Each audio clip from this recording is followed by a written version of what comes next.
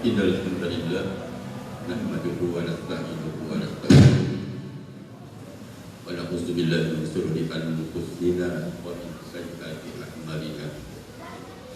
May yahdihillahu fala mudilla lahu wa may yudlil fala hadiya lahu. Asyhadu an la ilaha illallah wahdahu la syarika lahu wa asyhadu anna Muhammadan abduhu wa rasuluhu la nabiyya ba'da. Allahumma shalli ala Muhammad wa ala alihi wa ashabihi wa man sara ala nahjihi ila yaumil qiyamah. Wa ya ibadallah, usikum wa iyaya bittaqwallah faqad faza al-muttaqun. A'udzu billahi minasy syaithanir rajim. Bismillahirrahmanirrahim. Ya ayyuhalladzina amanu taqullaha haqqa tuqatih wa la tamutunna illa wa antum muslimun. Ya ayyuhan nasu taqu rabbakum allazi khalaqakum min nafsin wahidah wa khalaqa minha zawjaha wa batha minhuma rijalan katsiran wa nisaa wattaqullaha allazi tasaaluna bihi wal arham innallaha kana 'alaikum raqiba. Ya ayyuhalladzina amanu tubu ilallahi taubatan nasuha. Al-ayat. Hadirin jemaah Jumat muliakan Allah Subhanahu wa taala. Insyaallah Habib akan menyampaikan materi terkait dengan taubat nasuha. Allah berfirman dalam Quran surat At-Tahrim surat 66 ayat 8. A'udzu billahi minasy syaithanir rajim. Bismillahirrahmanirrahim. Ya ayyuhalladzina amanu tubu ilallahi taubatan nasuha. Ya ayyuhalladzina amanu, wahai orang-orang yang beriman. Ini panggilan yang sangat mulia, panggilan yang sangat indah. Allah memanggil kita orang yang beragama Islam, umat Nabi Muhammad, wahai orang-orang yang beriman, khusus kepada umat Nabi Muhammad. Tubu, taubatlah kalian, taubatan nasuha, dengan taubat nasuha. Jemaah Jumat dimuliakan Allah Subhanahu wa taala. Kita tidak boleh mengklaim diri bahwa kita ini suci. Wala tuzakku anfusakum. Jangan kalian merasa diri suci. Quran surat An-Najm ayat 32. Hadirin jemaat-jemaat muliakan Allah Subhanahu wa taala. Sekelas Rasul saja yang dimaksum.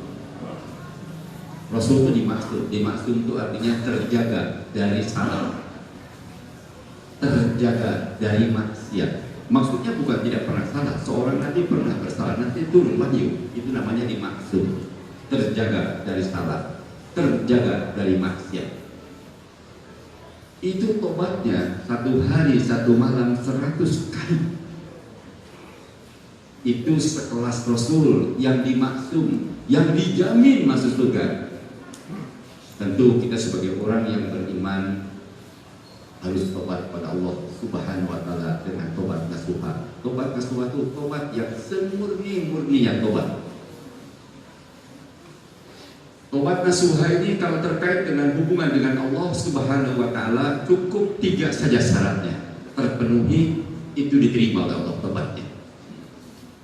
Jika yang bersangkutan dosa-dosa, maksiat-maksiat yang berhubungan dengan Allah Subhanahu wa taala, itu cukup 3 syaratnya. Syarat yang pertama adalah ayyuli'a anil maksiati, berhenti dari seluruh perbuatan maksiat. Kedahliran harus berhenti dari semua perbuatan maksiat. Dosa sebesar apapun Allah akan maafkan jika berhubungan dengan Allah, sekalipun syirik besar. Kalau kita lihat Quran surat An-Nisa ayat 48, innallaha la yaghfiru an yushraka bihi wa yaghfiru ma duna dzalika liman yasha. Sesungguhnya Allah tidak akan mengampuni dosa syirik. Tapi Allah akan mengampuni dosa selain syirik. Maksudnya tidak diampuni itu kalau terbawa mati sebelum tobat. Jadi sekalipun dosa syirik menyebutkan Allah dosa yang paling besar, kalau dia tobat sebelum mati, Allah akan terima tobat. Jadi surat An-Nisa ayat 48 itu maksudnya Allah tidak akan menerima tobat orang yang syirik, dan Allah akan menerima tobat selain syirik. Maksudnya kalau terbawa mati. Jadi dosa dengan Allah, kalau dia syirik, pernah menyebutkan Allah, pernah percaya dengan paranormal, percaya dengan dukun-dukun, maka yang bersangkutan harus mengucapkan dulu 2 kalimat syahadat, karena syahadatnya sudah batal. Jadi pertama harus berhenti dari seluruh perbuatan maksiat. Yang dimaksud maksiat itu adalah setiap pelanggaran yang dilarang oleh Allah Subhanahu wa taala, itu namanya maksiat. Lawannya maksiat adalah ibadah. Kalau ibadah itu semua aspek kehidupan sepanjang Allah ridho. Maksiat itu semua aspek sepanjang Allah benci, sepanjang Allah marah, itu namanya maksiat. Jadi lawannya ibadah adalah maksiat.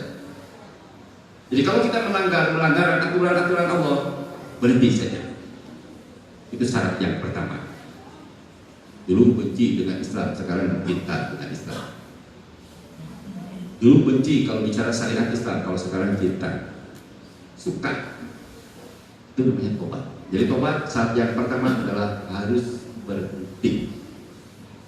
Yang kedua, ayanda ma'ala pilihan, harus menyesal terhadap perbuatan yang pernah dilakukannya.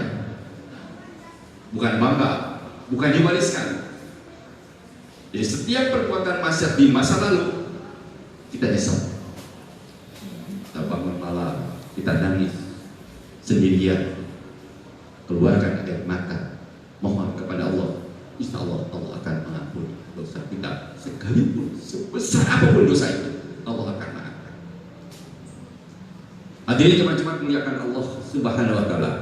Jadi tidak boleh kita mewariskan maksiat.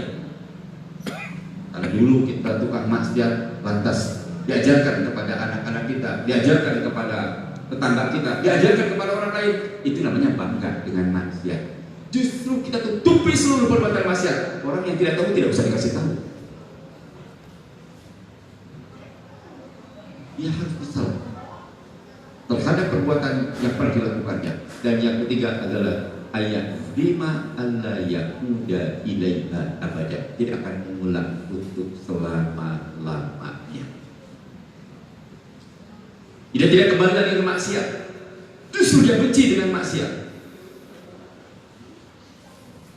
Itu jika dilakukan hubungan dengan Allah. Yang tiga tadi, pertama berhenti dan seluruh perbuatan maksiat, yang kedua menyesal, dan yang ketiga tidak akan mengulang selama-lamanya. Jika kebetulan yang bersangkutan mati, itu namanya husnul khotimah. Itu yang dimaksud husnul khotimah, ujungnya baik.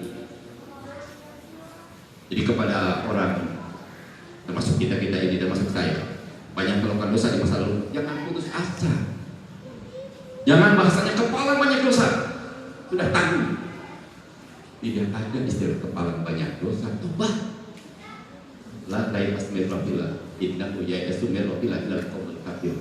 Jangan putus asa dari rahmat Allah. Orang yang putus asa dari rahmat Allah itu termasuk orang-orang kafir.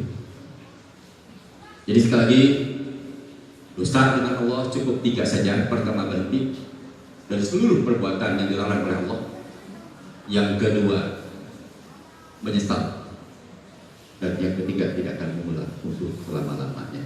Tapi kalau hubungan dengan sesama manusia harus tambah lagi satu, ayat roha min akti sohibihan, harus melepaskan dulu dengan yang punya akti.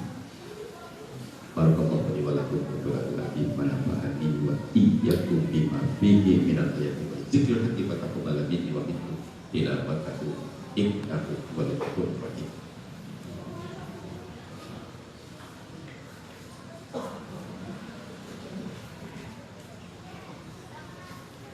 Alhamdulillah, nahmaduhu wa nasta'inuhu wa nastaghfiruh wa na'udzu billahi min shururi anfusina wa min sayyiati a'malina. May yahdihillahu fala mudilla lahu wa may yudlil fala hadiya lahu. Asyhadu an la ilaha illallah wahdahu la syarika lah wa asyhadu anna Muhammadan abduhu wa rasuluhu la nabiyya ba'dah. Allahumma shalli ala Muhammad wa ala alihi wa ashabihi wa man sara ala nahjihi ila yaumil qiyamah ma ba'd. Hadirin jemaah muliakan Allah Subhanahu wa taala. Kalau berhubungan dengan sesama manusia itu harus ditambah. Kita harus melepaskan dulu dengan yang punya hak. Kalau tidak pernah menyakiti seseorang, kita harus minta maaf dulu kepada yang bersangkutan. Kalau kita punya hutang kepada seseorang, kita harus bayar dulu hutangnya. Makanya kenapa Rasulullah Muhammad SAW tidak mau menyolatkan mayat orang yang masih punya hutang. Cuma kalau di zaman Rasulullah Muhammad SAW, jika yang bersangkutan tidak punya harta, itu dibayar oleh Baitul Mal atau dibayar oleh para sahabat yang kaya-kaya sebelum disolatkan. Itu fungsi Baitul Mal itu diantaranya adalah jika seseorang punya hutang dan hutangnya bukan hutang maksiat dan yang berusaha tidak bisa bayarnya bukan karena tidak mau bayar, memang tidak mampu untuk bayar, itu dibayar oleh Baitul Mal sebelum disolatkan. Artinya begitu pentingnya hutang sama manusia. Kita tidak bisa dengan puasa 10 Muharram, puasa dengan puasa Arafah itu hutang bebas. Tidak, yang dimaksud melebur dosa itu bukan dosa terkait dengan hutang dengan sama manusia. Jadi kalau hutang piutang harus dibayar. Kalau pernah menyakiti orang harus minta maaf. Dan orang yang baik sekali lagi, jadi orang yang bertakwa. Jika seseorang melakukan kesalahan dan orang itu minta maaf, harus dimaafkan. Wal abina inas, orang yang bertakwa itu salah satu cirinya suka memaafkan kesalahan orang lain, apalagi yang bersangkutan minta maaf. Kalau yang bersangkutan punya hutang dan memang dia tidak bisa bayar hutang, itu harusnya dibebaskan saja. Itu pahalanya sangat besar. Itu pahalanya luar biasa hebatnya. Asalkan yang bersangkutan memang tidak mampu untuk bayar hutang. Tapi kalau kita mampu bayar hutang, jangan pura-pura tidak mampu. Itu dosa besar. Kita harus jujur.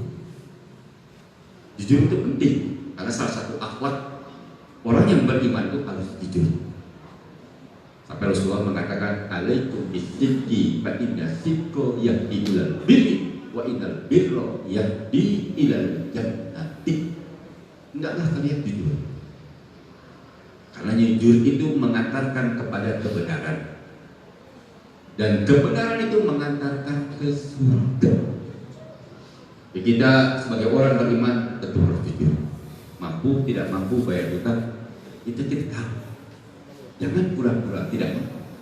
Jadi sekali lagi, kalau dengan sesama manusia harus lepas dulu dengan yang punya haknya. Makanya dosa dengan sama manusia itu lebih berat dibandingkan dengan dosa dengan Allah SWT. Dan Allah itu paling mudah. Syarat yang 3 dipenuhi sudah, Allah maafkan. Sebesar apapun dosa itu. Oleh itu kita jangan suka menyakiti orang lain. Jangan zalim dengan orang lain. Bayangkan kalau seorang pemimpin zalim terhadap umatnya, itu dosanya besar, harus diumumkan dia. Kalau kita juga dengan tetangga punya dosa, kita harus minta maaf. Kita harus minta maaf. Tidak boleh kita sudahlah lepas begitu saja. Tidak. Kalau kita punya hutang harus bayar hutangnya. Itu kalau dengan sama manusia, Allah akan maafkan setelah diselesaikan dulu dengan yang punya haknya. Kalau dengan sesama manusia, oleh karena itu sekali lagi kita harus jaga dosa-dosa dengan sama manusia. Dan dosa yang paling banyak adalah dosa lisan. Makanya Rasulullah menyampaikan salamatul insan bihifdzil lisan. Selamatnya manusia karena bisa menjaga lisannya, bisa menjaga lidahnya. Wal yaqul khair aw liyasmut, kata Rasulullah. Berkatalah yang benar atau diam. Hadirin jemaah yang muliakan Allah SWT. Begitu hebatnya Islam mengajarkan akhlak yang baik kepada kita. Kalau itu dilaksanakan oleh kita, insya Allah kita akan menjadi orang-orang yang beruntung. Kita akan dimasukkan oleh Allah ke dalam surga. Mari kita sama-sama berdoa pada Allah. Semoga hamba jawab ini amamu bi masjid ya rabbal alamin. Allahumma bil muslimina wal muslimat wal mu'minina wal mu'minat al ahya'i minhum wal amwat. Allahumma rabbana la tuzigh qulubana ba'da idh hadaytana wa hab lana min ladunka rahmah innaka antal wahhab. Rabbana hab lana min azwajina wa dhurriyyatina qurrata a'yun waj'alna lil muttaqina imama. Rabbana atina fid dunya hasanah wa fil akhirati hasanah wa qina adzabannar. Inna Allaha ya'lamu wa yuhibbul qurba wa yanha 'anil fahsya'i wal munkari la'allakum tadhakkarun wa la dzikrullahi akbar. Allahu Akbar.